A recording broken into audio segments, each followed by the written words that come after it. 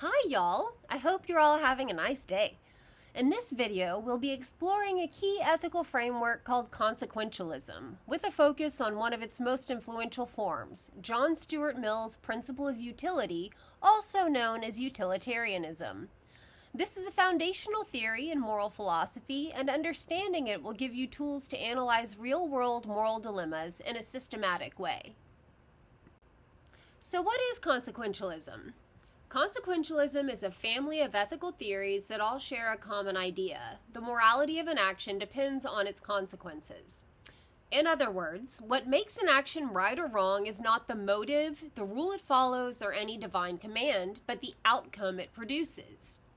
Some common forms of consequentialism include utilitarianism, which seeks to maximize overall happiness or well-being, ethical egoism, which focuses on maximizing one's own self-interest, and altruism, which directs us to act for the benefit of others.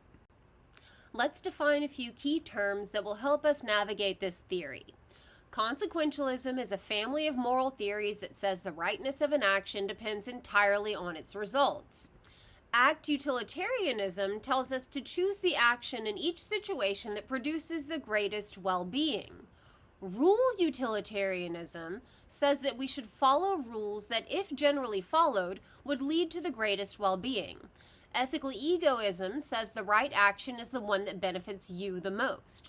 Altruism is the opposite of ethical egoism, and it says that we should act out of concern for the well-being of others. It's important to remember that these are all branches of consequentialist thinking, and they differ in regards to whose well-being we focus on. Consequentialist thinking isn't new. It has deep roots. The idea traces back to ancient Greek hedonism, especially the philosophy of Epicurus, who believed the goal of life was to seek pleasure and avoid pain. In the modern era, Jeremy Bentham and John Stuart Mill revived and expanded these ideas. They applied utilitarianism to real-world issues like politics, law, and social reform, emphasizing values like happiness, liberty, and well-being for the greatest number. For them, morality wasn't just abstract. It was about improving people's lives. So what is Mill's principle of utility? In simple terms, do what produces the most overall well-being while producing the least amount of suffering. There are a few key things that we should notice here. First, Mill emphasizes both the quantity and the quality of pleasure. Next, he requires that we not only consider the amount of pleasure or well-being produced, but that we must also consider the amount of pain or suffering being produced. He argues that intentions do not matter. It's the results that matter. The most moral action is the one that is optimific, that is, the one that produces the best balance of good over bad consequences. So, if you're trying to act morally, according to Mill, you need to ask, what will produce the greatest good for the greatest number while producing the least amount of suffering? How do we actually use this principle? In his book, The Fundamentals of Ethics, Russ Schaefer-Landau outlines a kind of 5-step method to guide moral decision-making according to Mill's principle of utility. First, we identify what's intrinsically good, things that are good in and of themselves, like health or happiness.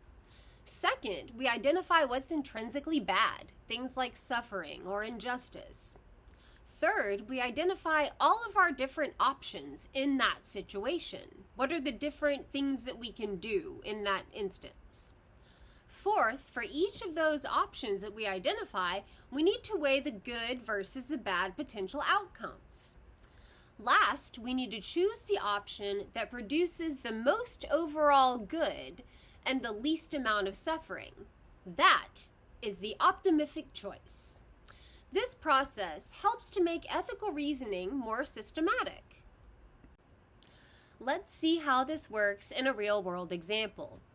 Imagine you're in charge of allocating limited public health funding. You have two options.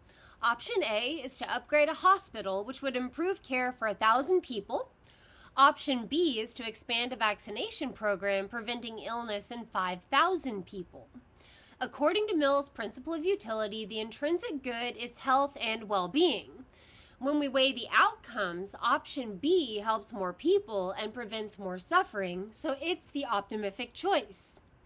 This shows how utilitarian thinking can guide public policy. But utilitarianism is not without its problems. Some key criticisms include it can justify harming individuals if it benefits the majority, like the infamous trolley problem. It often ignores intentions and moral rules, so lying or stealing might be justified if it leads to better outcomes. Predicting consequences is hard. We don't always know what will happen. Finally, the quality of pleasure is subjective. What counts as better pleasure can vary a lot between people. So while the theory is powerful, it raises some tough moral questions. Let's wrap things up. In summary, consequentialism evaluates morality based on outcomes. Mill's utilitarianism tells us to maximize overall well-being. We have a 5-step method or process to evaluate moral options under this theory.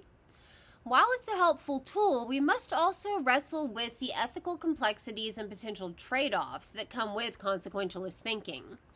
Understanding these ideas gives us a solid foundation for deeper ethical analysis in this course and in life. All right, y'all, thanks for watching. I hope this overview of consequentialism and Mill's principle of utility gave you a clearer picture of how we can evaluate moral decisions based on their outcomes. Y'all have a great day.